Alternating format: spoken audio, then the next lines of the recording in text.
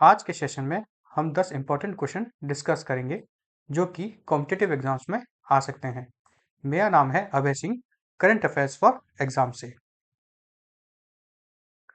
Grand slam tournament में 400 एकल match जीत दर्ज करने वाले पहले खिलाड़ी कौन बने हैं? आपके ऑप्शन है friend, Novak Djokovic, Roger Federer, Rafael Nadal, Andy Murray. Friends, कहा जाए तो ये क्वेश्चन यूपीएससी का और स्टेट पीसीएस एग्जाम्स का एक फेवरेट ट्रैप होता है, जहां पे वो हाई क्वालिटी ऑप्शंस दे देते हैं जिसमें कि आपको चुनना मुश्किल होता है। हम सभी जानते हैं कि नोवाक जोकोविक, रॉजर फेडरर और राफेल नडाल तीनों ही टेनिस के महानतम खिलाड़ियों में से एक हैं। इसका आंसर है नोवाक जोकोविक। यह है नोवाक जोकोविक और ये सर्बिया से आते हैं। कहाँ से? सर्बिया से। इन्होंने हाल ही में ऑस्ट्रेलियन ओपन में अपना 400वां मैच जीता है। आपको सभी को पता होगा फ्रेंड्स कि साल में 4 ग्रैंड स्लैम होते हैं। कौन कौन से? पहला होता है ऑस्ट्रेलियन ओपन जो कि हाल में चल रहा है। दूसरा होता है फ्रेंच ओपन। तीसरा होता है फ्रेंड्स विंबलडन ओपन जो कि यूके में होता है। और फिर चौथा होता है आखिरी में साल के अंत में यूएस ओपन जो कि यूएस में होता है। इन सभी स्लैम्स में, ग्रैंड स्लैम्स में जो मैच खेले गए हैं, यह ऐसे पहले खिलाड़ी बने हैं जिन्होंने 400 मैच जीते हैं, जो अपने आप में बहुत बड़ी उपलब्धि है। इन्होंने आज तक कुल मिला के 24 ग्रैंड स्लैम टाइटल जीते हैं। जिन्होंने ग्रैंड स्लैम टाइटल मतलब फाइनल्स जीत लेना, तो ऑस्ट्रेलियन ओपन इन्होंने 10 बार खिताब जीता है। फ्रेंच ओपन जो है इन्होंने ये 3 बार जीता है। विंबलडन ओपन इन्होंने 7 बार जीता है। और फ्रेंड्स यूएस ओपन इन्होंने 4 बार जीता है। ये अपने आप में एक बहुत बड़ी उपलब्धि है। साथ ही ये नंबर 1 पोजीशन पर रहने वाले, बहुत दिनों तक सबसे नंबर 1 पोजीशन पर रहने वाले खिलाड़ी हैं। चलिए फ्रेंड्स, अगले प्रश्न पर आते हैं। विश्व की सबसे बड़ी संपीड़ित वायु ऊर्जा भंडारण विद्युत संयंत्र अर्थात compressed air energy storage power plant कहाँ स्थित है? आपके ऑप्शन है फ्रेंड, हुबेई, हेनान, सिंचुआन, जियांगजू। फ्रेंड्स, आपके लिए बता दूं, ये सभी जो ऑप्शंस हैं ये चाइना के सिटीज का नाम है। तो इसका सही जवाब है फ्रेंड्स जिनजुआ। अब आप ये सोच रहे होंगे फ्रेंड्स हम इसके बारे में क्यों पढ़ रहे हैं, तो आपको मैं बताना चाहूँगा कि चाइना के जिनजुआजू प्रोविंस में हाल ही में दुनिया की सबसे बड़ी कंप्रेस्ड एयर एनर्जी स्टोरेज जो पावर प्लांट है वह कमीशन किया गया है। इसकी कैपेसिटी 600 मेगावाट तक है और ये एनर्जी स्टोरेज जो कैपेसिटी है इसकी वह 2400 मेगावाट आवर्स है। ये बात रखिएगा फ्रेंड्स कि जब हम प्लांट की कैपेसिटी की बात करते हैं तो मेगावाट में करते हैं ज़्यादातर, और स्टोरेज कैपेसिटी मेगावाट आवर में नापी जाती है।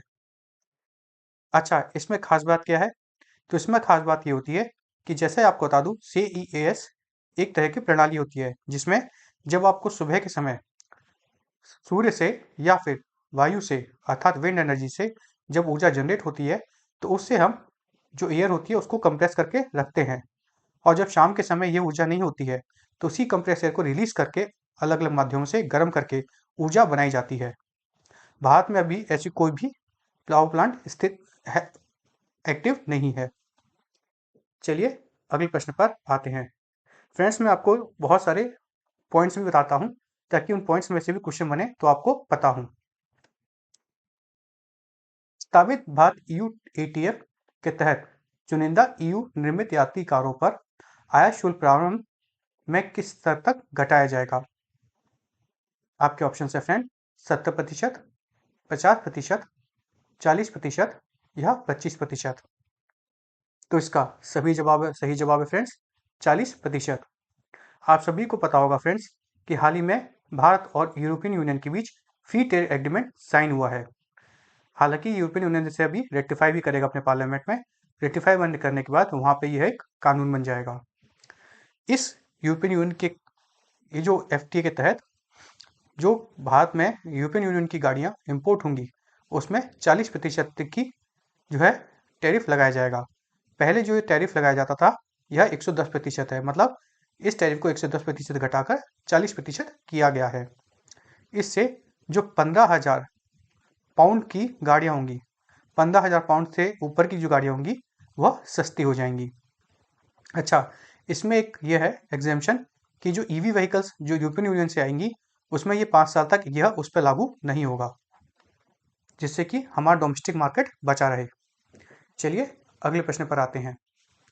जापान में यूपीआई का ट्रायल रोल आउट एनपीसीआई और किस संस्था की साझेदारी के साथ किया जा रहा है? आपके ऑप्शन है friend, soft bank, Mitsubishi UFJ, Rakuten या एनटीटी डाटा।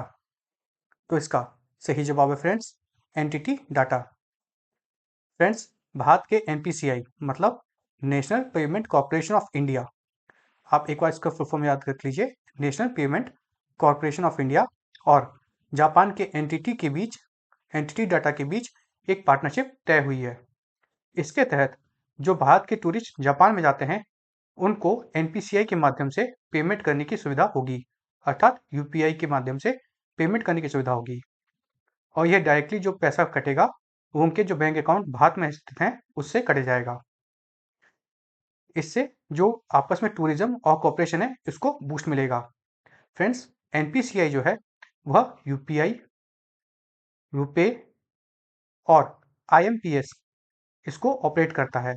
यह आप याद रख लीजिए, आपके एक तरह से वन टाइम एमसीक्यू के रूप में ये आ सकता है। एनटीटी डाटा जापान की एक ग्लोबल आईटी सर्विस जायंट है। आप सभी को ये भी बता दूं फ्रेंड्स कि एनपीसीआई ने ऐसा ही कुछ करार सिंगापुर और यूएई जैसे देशों के साथ भी किया है। चलिए अगले प्रश्न पर आते हैं। बांग्लादेश वायुसेना के साथ यूएवी निर्माण समझौते पर हाल ही में किसने हस्ताक्षर किए हैं? आपके ऑप्शन हैं फ्रेंड, नोरिनको, सीईटीसी, एवीआईसी या सीएएससी। तो फ्रेंड्स, इसका सही जवाब है सीईटीसी। अब ये फ्रेंड्स सीईटीसी क्या है? तो इसका फुल फॉर्म है China electronic technology group corporation. तो बांग्लादेश ने China electronic technology group corporation के साथ एक एग्रीमेंट पर साइन किया है हाल ही में जनवरी 2026 में, और जो कि जब बांग्लादेश की कैपिटल ढाका में फाइनल हुआ है। इस डील का फोकस जो होगा वह टेक्नोलॉजी ट्रांसफर और इंडिजिनियस मैन्युफैक्चरिंग पर होगा। किसके? यूएवी के, मतलब जो चाइना के जो यूएवी हैं उसमें से कुछ चुनिंदा यूएवी को बांग्लादेश में उसका टेक्नोलॉजी ट्रांसफर करके मैन्युफैक्चर किया जाएगा। इसमें मेल और वीटॉल यूएवी आते हैं। अभी फ्रेंड्स आप सोच रहे हो कि मेल का मतलब क्या होता है? तो मेल होता है friends medium altitude long endurance. MALE medium altitude long endurance. और वीटीओल क्या है?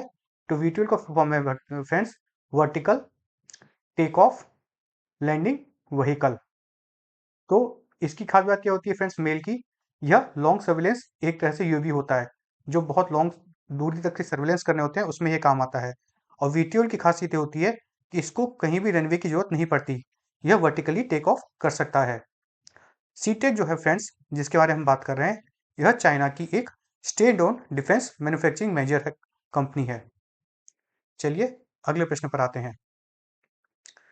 यूएई ने रुचि समाप्त होने के बाद कौन सा हवाई अड्डा परियोजना छोड़ी है? आपके ऑप्शन हैं फ्रेंड, कराची अंतर्राष्ट्रीय हवाई अड्डा, लाहौर अल्लम्मा इकबाल हवाई अड्डा, ग्वादर अंतर्राष्ट्रीय हवाई अड्डा या इस्लामाबाद अंतर्राष्ट्रीय हवाई अड्डा। तो इसका सही जवाब है फ्रेंड्स इस्लामाबाद अंतर्राष्ट्रीय हवाई अड्डा। हाल ही में यूनाइटेड अरब एमिरेट्स ने इस्लामाबाद इंटरनेशनल हवाई अड्डा जो ऑपरेट करने का प्रपोजल है उससे ऑफिशियली विड्रॉ कर लिया है। उनके सामने यह प्रपोजल अगस्त 2025 से डिस्कशन में था, लेकिन यूएई ने किसी पार्टनर एंटिटी को नॉमिनेट ही नहीं किया। यह विड्रॉल यूएई प्रेसिडेंट के इंडिया विजिट के बाद लिया गया है। अच्छा, यूएई है, इसकी फ्रेंड्स कैपिटल क्या है ये आपको कमेंट सेक्शन में बताना है। हम इसको यूनाइटेड अरब एमिरेट्स क्यों कहते हैं फ्रेंड्स? क्योंकि इसमें जो एमिरेट्स है मतलब एक तरह से राजशाही है, ऐसे 7 एमिरेट्स का यूनिफिकेशन है। इसमें सबसे बड़ा जो है उसी की कैपिटल अबू धाबी है। चलिए अगले प्रश्न पर आते हैं। आईसीसी पुरुष T20 विश्व कप 2026 में बांग्लादेश की जगह कौन सी टीम ने ली है? आपके ऑप्शन हैं फ्रेंड, आयरलैंड, स्कॉटलैंड, नामीबिया या यूएई। तो इसका सही जवाब है friends, Scotland. International cricket council अर्थात आईसीसी ने बांग्लादेश को टूर्नामेंट से रिमूव कर दिया, जब बांग्लादेश क्रिकेट बोर्ड ने इंडिया में होने वाले मैचेस के शेड्यूल को इंडिया में होने वाले मैचेस में खेलने से मना कर दिया था। बीसीबी ने सिक्योरिटी कंसर्न्स के साइड दिए, लेकिन आईसीसी ने कहा कि कोई क्रेडिबल या वेरीफाइड थ्रेट्स एग्जिस्ट नहीं करते हैं। इसके बाद स्कॉटलैंड को उनकी जगह चुना गया है, जो कि ग्रुप सी में इंग्लैंड, वेस्ट इंडीज और इटली और नेपाल के साथ जगह लेंगी। अच्छा फ्रेंड्स, आईसीसी के हेडक्वार्टर्स कहाँ है फ्रेंड्स, आपको पता है? ये है दुबई में। कहाँ पर? दुबई में। चलिए अगले प्रश्न पर आते हैं। जेपी मॉर्गन चेस के खिलाफ पॉलिटिक डीबंकिंग का आरोप लगाते हुए $5 बिलियन का मुकदमा किसने दायर किया है? आपके ऑप्शन है फ्रेंड, जो बाइडन, एलन मस्क, रॉन डीसेंटिस या डोनाल्ड ट्रंप। तो इसका सही जवाब है फ्रेंड्स, डोनाल्ड ट्रंप। हाल ही में जनवरी 2026 को फ्लोरिडा स्टेट कोर्ट मियामी में, अब ये मियामी एक स्टेट है, कहाँ पे? यूएसए में एक मैसिव $5 बिलियन का लॉसूट किया गया है। किसके द्वारा? डोनाल्ड ट्रंप के द्वारा। $5 बिलियन कितने होते हैं फ्रेंड्स इंडियन रुपीज में? 45,800 करोड़ रुपए के करीब करीब। इसमें एलिगेशन ये थे कि जब 2021 में डोनाल्ड ट्रंप चुनाव हार गए थे, तो जो यूएस में कैपिटल राइट हुए थे, उसके बाद पॉलिटिकल डीबैंकिंग की गई। डीबैंकिंग का मतलब होता है कि उनका कहना यह है कि जेपी मॉर्गन चेस ने डोनाल्ड ट्रंप के खाते फ्रीज कर दिए या फिर उनको बैंकिंग से अलाउ नहीं किया, बैंकिंग में अलाउ नहीं किया। इस कारण से उन्होंने उनके खिलाफ केस किया है। किसने? डोनाल्ड ट्रंप ने जेपी मॉर्गन और उनके सीईओ जेमी डायमंड उनके खिलाफ। अच्छा, जेपी मॉर्गन की खास बात क्या है? तो एसेट के हिसाब से, मतलब एसेट, कैपिटल नहीं, एसेट के हिसाब से ये वर्ल्ड का लार्जेस्ट बैंक है। चलिए अगले प्रश्न पर आते हैं। चुनाव आयोग द्वारा ईसीआई नेट कब लॉन्च किया गया? आपके ऑप्शन है फ्रेंड, 20 जनवरी 2022 में। यहाँ पे फ्रेंड्स ईयर आप ध्यान रखिएगा, डेट तो मैंने आपको कंफ्यूज करने के लिए बोल दिया है, क्योंकि अक्सर ऐसे कंफ्यूजन्स आपको यूपीएससी में दिए जाते हैं। ईयर पे थोड़ा ध्यान दीजिएगा, ईयर से भी बहुत कुछ सॉल्व होता है। मैं फिर से रिपीट करता हूँ क्वेश्चन, चुनाव आयोग द्वारा ईसीआई नेट कब लॉन्च किया गया? 2022 में, 2023 में, 2024 में या 2026 में? तो इसका सही जवाब है फ्रेंड्स, 25 जनवरी 2026 में। अब फ्रेंड्स आपको बता दूं, IICDEM अर्थात international institute of democracy and election management 2026 के दौरान ईसीआई नेट अर्थात इलेक्शन लॉन्च किया गया है। इसका वेन्यू था वन भारत मंडपम, नई दिल्ली। ईसीआई नेट ने 40 से अधिक इलेक्शन कमीशन ऑफ इंडिया के एप्स और पोर्टल को एक सिंगल इंटरफेस में इंटीग्रेट किया है। इसकी खास बात यही है कि बहुत सारे जो पोर्टल्स और वो चल रहे थे ऐप, उसको इसने एक ही ऐप में इंटीग्रेट कर दिया है और इसमें 22 से अधिक शेड्यूल लैंग्वेजेस में ये जानकारी दी जा सकती है। अच्छा, आपको पता है फ्रेंड्स कि इलेक्शन कमीशन ऑफ इंडिया एक कॉन्स्टिट्यूशनल बॉडी है, आर्टिकल 324 के अंतर्गत। फ्रेंड्स ये छोटी छोटी बातें बताता हूँ, आप याद रखिए, ये भी एमसीक्यूज के रूप में पूछी जा सकती हैं। चलिए अगला प्रश्न देखते हैं। जेम्स वेब टेलीस्कोप द्वारा सबसे विस्तृत डार्क मैटर मानचित्र तैयार करने के लिए किस तकनीक का उपयोग किया गया है? फ्रेंड्स ये थोड़ा साइंटिफिक और टेक्निकल क्वेश्चन हो गया है, हम देख लेते हैं आगे। इसके ऑप्शंस हैं weak gravitational lensing, strong gravitational lensing, Doppler spectroscopy या फिर कॉस्मिक माइक्रोवेव बैकग्राउंड मैपिंग। तो इसका सही जवाब है weak gravitational lensing. James Webb space telescope ने एक वीक ग्रेविटेशनल लेंसिंग टेक्निक के माध्यम से डार्क मैटर यानी इनविजिबल मास को डिटेक्ट किया है। साइंटिस्ट ने लगभग 2.5 लाख से 8 लाख बैकग्राउंड गैलेक्सीज के लाइट डिस्टॉर्शन एनालिसिस किए। फाइंडिंग्स में lambda CMD cold dark matter cosmological model की प्रेडिक्शन को कंफर्म किया है। अच्छा फ्रेंड्स, यहाँ पे एक बात सबसे इंपॉर्टेंट ये है कि आपको पता है ये जेम्स वेब टेलीस्कोप कब लॉन्च हुआ था? तो ये लॉन्च हुआ था 2021 में। चलिए फ्रेंड्स, कल का प्रश्न देख लेते हैं। कल का हमारा प्रश्न था, भारत की ओर से 6वीं आसियान भारत डिजिटल मंत्रियों की बैठक की अध्यक्षता किसने की थी? तो आपके ऑप्शन हमने दिए थे, अश्विनी वैष्णव, राजीव चंद्रशेखर, सैम पेत्रोदा या अमित अग्रवाल। तो इसका सही जवाब है फ्रेंड्स, अमित अग्रवाल।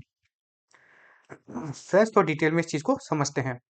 सबसे पहले एशियन अर्थात association of south east Asian nation के डिजिटल मिनिस्टर्स के एक साथ वर्चुअल मीटिंग कंडक्ट की गई, जिसका मेन फोकस एशियन और इंडिया के बीच डिजिटल कोलैबोरेशन को और स्ट्रॉन्ग बनाना था।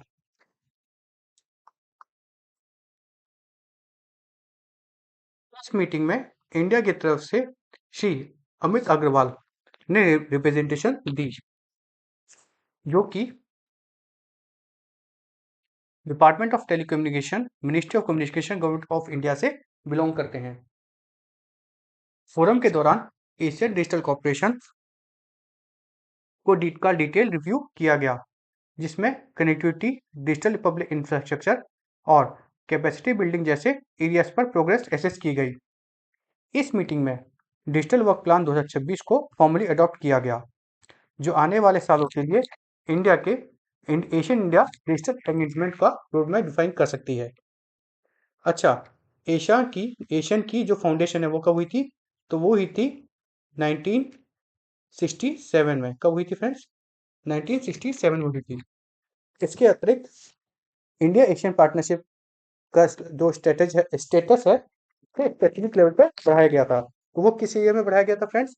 उसे बढ़ाया गया था 2012 में। फ्रेंड्स, अब हम कल के लिए प्रश्न देख लेते हैं। कल के लिए हमारा प्रश्न ये है, राज्य विधानसभा में राज्यपाल के अभिभाषण का प्रावधान किस अनुच्छेद में है?